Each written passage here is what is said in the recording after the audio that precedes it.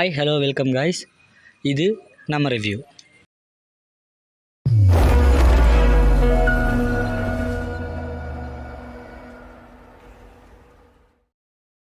Hi guys, இன்றைக்கி நாம் சுமன் குமார் இயக்கத்தில் கீர்த்தி சுரேஷ் லீட் ஆட் பண்ண கீர்த்தி சுரேஷ், ரவீந்திரா, விஜய், MS பாஸ்கர் போன்ற நட்சத்திர பட்டாளமே நடித்து ரகுதாத்தா படத்தோட ரிவ்யூ தான் பார்க்க போகிறோம்.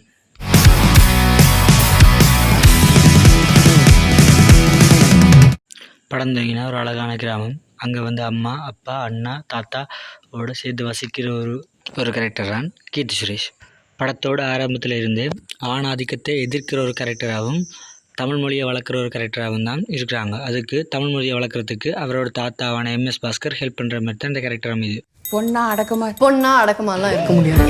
அதே ஊரில் கட்டினா கிராஜுவேட் பண்ண தான் கட்டுவேன், சும்மா 8ஆம் ஆண்டு 9ஆம் ஆண்டு ஃபெயில் ஆன பொண்ணுங்களை கட்ட மாட்டேன்னு சொல்லிட்டு இருக்கிற கேரக்டர் தான் ரவீந்திர விஜய தமிழ்ச்செல்வனோட கேரக்டர். பல தடவை சொல்லியிருக்கேன், நான் கட்டினா கிராஜுவேட் பண்ண தான் கட்டுவேன். இந்த 8ஆம் கிளாஸ் 9ஆம் கிளாஸ் எல்லாம் ஏன் என் தலையில் கட்ட பார்க்குறேன்? இந்த மாதிரி 2 கேரக்டரும் பழக்கத்தில் இருக்க. இன்னொரு சைட்டில் பார்த்தா கீர்த்தியோட தாத்தாவான MS பாஸ்கர் வயிற்று வலின்னு டாக்டர்கிட்ட போக அவர் புற்றுநோயின்னு சொல்ல, இப்போ புற்றுநோய் என்ன சாக போகிறாருன்றதுக்காண்டி தாத்தாவோட இறுதி ஆசையெல்லாம் நிறைவேற்றி வைக்கணும்னு சொல்ல தாத்தா சொல்கிறாரு கீர்த்தி சுரேஷ் கல்யாணத்தை பார்க்கணும்னு.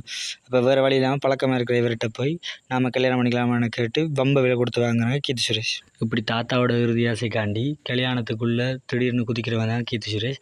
ஆனால் கல்யாணம் ஏற்படலாம் ஆனால் அப்புறம் தெரியுது தான் செலக்ட் பண்ண ஆள் ஆணாதிக்கம் கூடி நாளுண்டு.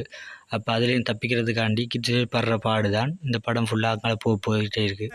பொண்ணா அடக்கமா இப்படி தான் கல்யாணம் பண்ண போகிறவன் ஆணாதிக்கம் கூடினவனு தெரிஞ்சதுக்கப்புறம் அவங்ககிட்ட தப்பிக்கிறதுக்காண்டி தமிழ் மொழியை வளர்க்குறதுக்காக கொள்கையை வச்சுக்கிறவங்க ஹிந்தி கற்றுக்கிறதும் அவங்ககிட்ட அவாய்ட் பண்ணுறதுக்காண்டி படுற பாடுகளும் தான் படம் ஃபுல்லாக ஓடிட்டே இருக்குது. அதுக்கப்புறம் படம் சூடு பிடிக்குது. இதுக்கப்புறம் தாத்தாவோட ஆசைக்காண்டி இந்த கல்யாணத்தை பண்ணிக்கிட்டாங்களா இல்லைன்னா இவங்களோட கொள்கைக்கு ஏற்ற மாதிரி ஆணாதிக்கம் இருக்கிற கல்யாணம் பண்ணக்கூடாதுன்ற இந்த கல்யாணத்தை நிப்பாட்டினாங்களான்ற அந்த படத்தோட ஒன்லைன் ஸ்டோரி. என்ன நடக்குதுங்க?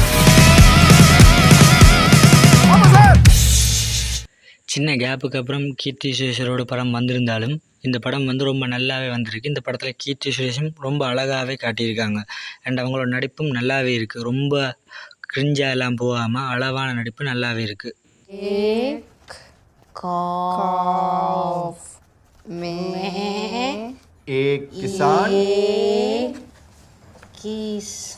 இந்த படத்தை கீர்த்தி சுரேஷோட சேர்ந்து ரவீந்திரா, விஜய், MS பாஸ்கர், தேவதர்ஷினி எல்லாரும் சேர்ந்து படத்தை தூக்கி கொண்டு போகிறாங்க. ஒரு இடத்துல சலிப்படிக்காமல் படத்தை அப்படியே ரன்னிங்லேயே கொண்டு போக வைக்கிறாங்க. இந்த படம் 90s காலத்தில் நடக்கிறபடியாக அதுக்கேற்ற மாதிரி செட் ப்ராப்பர்ட்டி எல்லாம் வச்சு 90ஸில் நடக்கிற மாதிரியே படம் எல்லாம் எடுத்துருக்காங்க. அதில் ஒரு பாட்டு அது சரியாக அப்படியே மியூசிக்லேருந்து எல்லாமே சரியாக 90ஸில் பாட்டு மாதிரி அப்படியே இருக்குது. மெட்டு தாளத்துலேருந்து எல்லாமே. அது ஒரு ரொமான்டிக் சாங் ஒன்று. அண்ட் இந்த படத்தோட டைரக்டர் சுமன் குமாரோட 2வது படம், தமிழில் 1வது படம். ஆனால் இந்த படத்தை பார்க்கும்போது ஒரு டெபியூட் டைரக்டர் படம் மாதிரி இல்லை, நல்லாவே இருக்குது படம். இந்த படத்தோட மியூசிக் டைரக்டரான சீன் ரோல்டன் இந்த படத்துக்கு ஏற்ற மாதிரி அளவான மியூசிக்கை கொடுத்துருக்காரு. ரொம்ப ஞாபகப்படுத்துகிற மாதிரி மெமரபுளான சாங்ஸ் எதுவும் இல்லாட்டிலும் அந்த படத்தோட ஒத்தி செஞ்சு பார்க்கும்போது அந்த மியூசிக் குறைய எந்த இடத்துலையுமே தெரியல.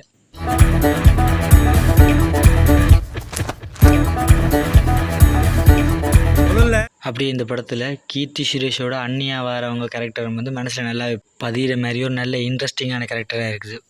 இதை தாண்டி இந்த படத்தில் குறைன்னு சொல்லப்போனால் ஒன்றே ஒன்று தான், அது உங்களுக்கே தெரியும். கீர்த்தி சுரேஷுக்கு ₹1 நடிக்க சொன்னால் ₹1000 நடிப்பாங்க. அது மாதிரி தான் சில இடங்களில் ஓவராக எமோஷன்ஸ் கொட்டி ஓவராக போல்டாக காட்டுற மாதிரி இருந்துச்சு. ஆனாலும் அவங்களோட அந்த நடிப்பு ஓவர் கிரிஞ்சாலாம் போகலை. அதனால் இந்த படம் ரசிக்கிற மாதிரி நல்லா தான் போயிட்டுருக்கு. படத்தின் கதையோட நல்லாவே. சத்தியமா கையில் ஹிந்தி படிக்கலடா. இப்போ அவன் கேட்டானா? ஓவராலாக பார்த்தோம்னா இந்த படம் டீசெண்டாக ஒன் டைம் வாட்சபிள் மூவி தான். எனக்கு தெரிஞ்சு 15ஆம் தேதி 3 படம், அதாவது தங்கலான், ரகுதாத்தா, டிமாண்டி காலனி 2, இது 3மே நல்லா தான் இருக்குது. குறை சொல்கிறதுல 3 ஜோனரில் நல்லா தான் வந்திருக்கு. 3 முறை நாளே விடாமல் வேறு நாளில் விட்டுருந்தா 3 படத்துக்குமே நல்ல விமர்சனம் வந்திருக்குன்னு நான் நினைக்கிறேன். ரகுதாத்தா இந்த படத்துக்கு நான் கொடுக்குறது 7.7 out of 10. இந்த படத்தோட ரிவ்யூ உங்களுக்கு பிடிச்சிருந்தா லைக் பண்ணுங்கள், ஷேர் பண்ணுங்கள். அண்ட் ஃபார் மூவி லவர்ஸ், உங்களுக்கு இதே மாதிரி வேறு படத்தோட ரிவ்யூ வேணும்னு ஆசைப்பட்டீங்கன்னா சேனலை சப்ஸ்கிரைப் பண்ணி வச்சுக்கோங்க. அப்படின்னு தான் உடனே எல்லாத்தையும் பார்த்துக்க முடியும் உங்களால். தேங்க்யூ.